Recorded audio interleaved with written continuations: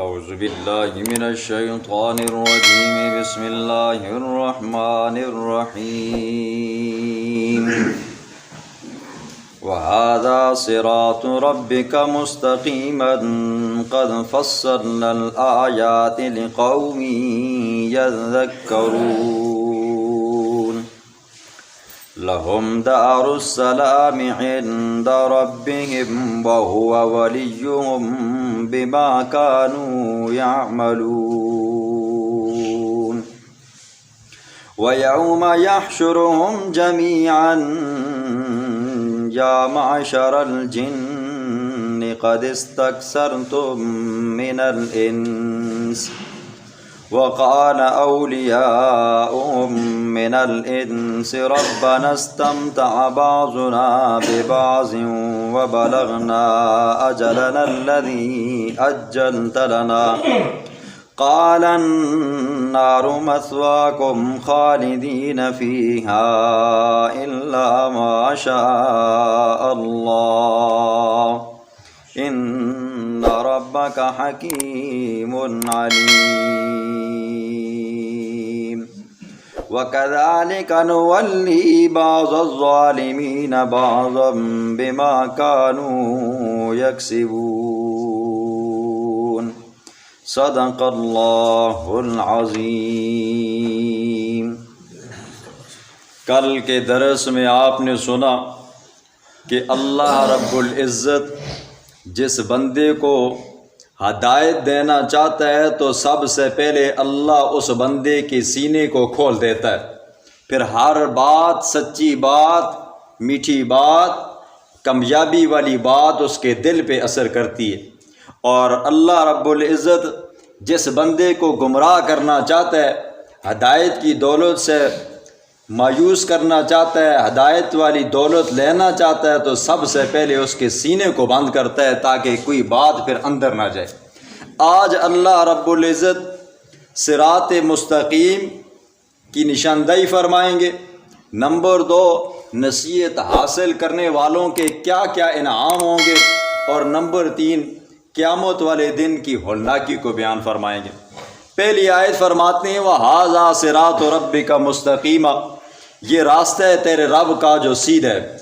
صراط مستقیم کس کو کہتے ہیں؟ صراط مستقیم وہ راستہ ہے جسے قرآن صراط مستقیم کہتا ہے۔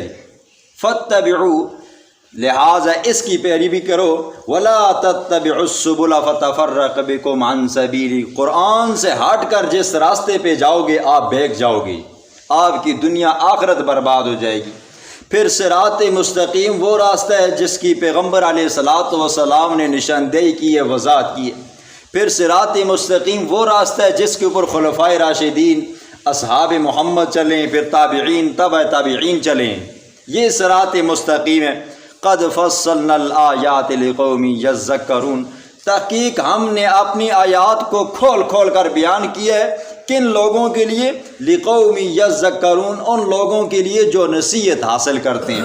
جو بندہ قرآن پڑھتا ہے، قرآن سے سبق حاصل کرتا ہے، تو قرآن اس بندے کے لیے نصیحت ہے۔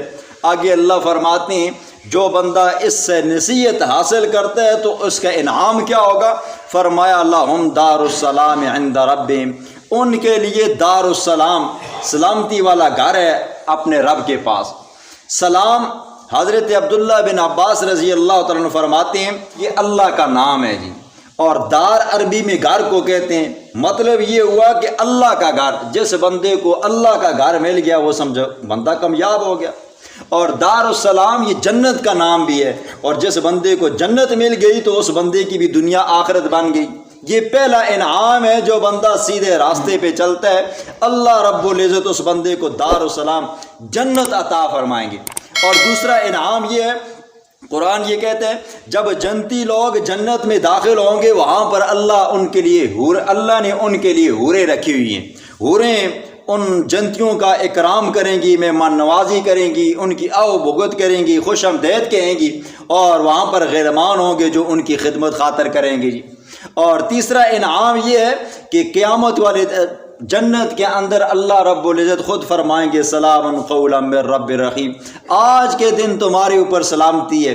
دنیا میں تھے تمہیں تھکاوٹ ہوتی تھی، دنیا میں تھے تمہارے سروں میں درد ہوتا تھا، بخار ہوتے تھے، پریشانیاں ہوتی تھی، مصیبتیں آتی تھی، کبھی تمہیں معیشت تنگ کرتی تھی، کبھی رشتہ دار تنگ کرتے تھے، حتیٰ کہ طرح طرح کی تمہیں بیماریاں پریشانیاں ہوتی تھی، لیکن جب جنت میں آ گئے ہو، یہ جنت تمہارے لیے سلامتی ہے، وہ دنیا کے دکھ درد ختم ہو گئے ہیں۔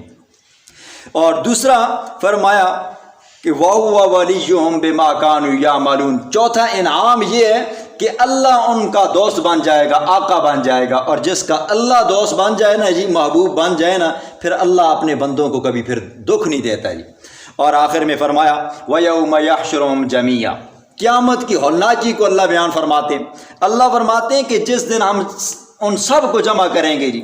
آج دنیا کے اندر چھوٹا سا اگر میلہ لگ جائے نا جی، یا کوئی جلسہ ہو جائے یا کوئی اور خاص بات ہو جائے، عوام جمع ہو جاتی ہے، ہم پریشان ہو جاتے ہیں کہ اتنی عوام کہاں سے آئے گی۔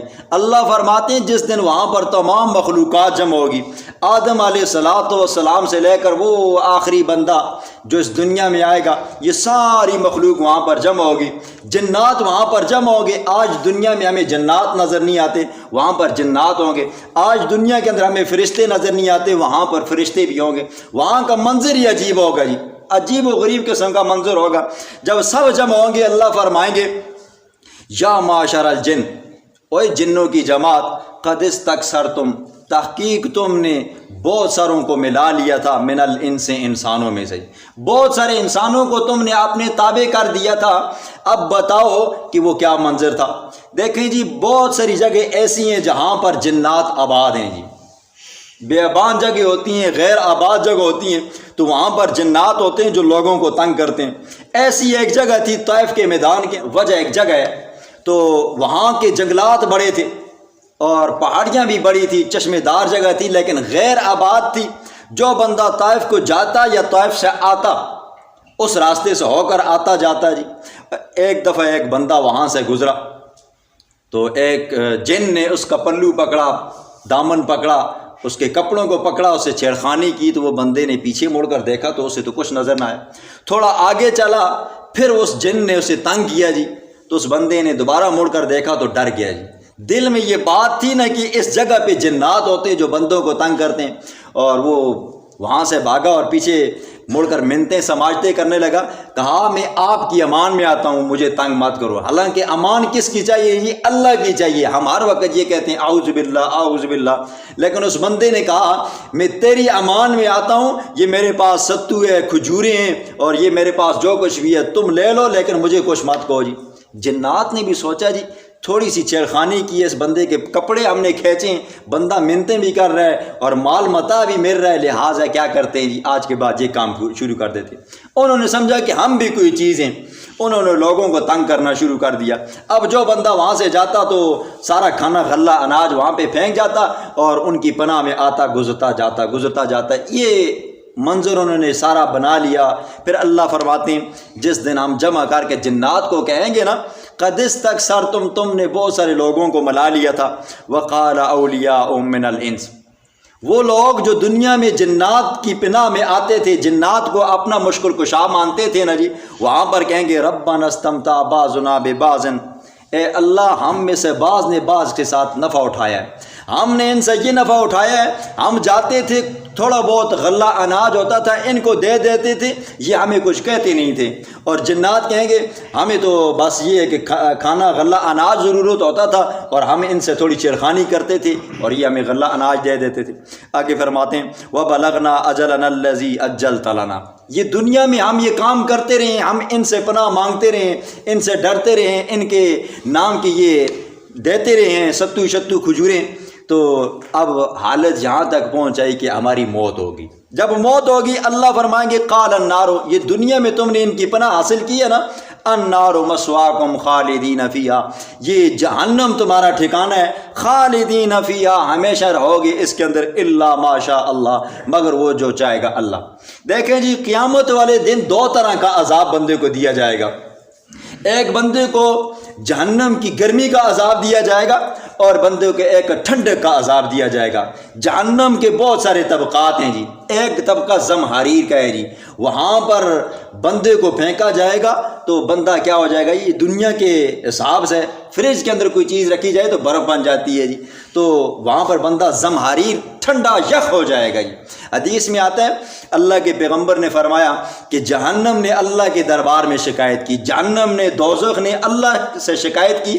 کیا شکایت کی؟ اکل بعضی بعضاً، اے اللہ میرے جہنم کے بعض طبقوں نے بعض طبقوں کو کھا ڈالا ہے، یعنی کہ اتنی زیادہ تپش ہے کہ دوسرا طبقہ کیا ہو رہا ہے جی، متاثر ہو رہا ہے۔ تو اللہ نے فرمایا تمہیں سانس لینے کی اجازت ہے۔ فرمایا اب جہنم نے پھر سانس لیا کہ یہ جو دنیا کے اندر تمہیں گرمی محسوس ہوتی ہے یہ اس جہنم کے سانس لینے کی وجہ سے تمہیں محسوس ہوتی ہے، اور ایک سانس زمہریر طبقے نے بھی لیا، یہ جو دنیا میں تمہیں سردی محسوس ہوتی ہے یہ اس طبقے کی وجہ سے، اس جہنم کے سانس لینے کی وجہ سے تمہیں تکلیف ہوتی ہے۔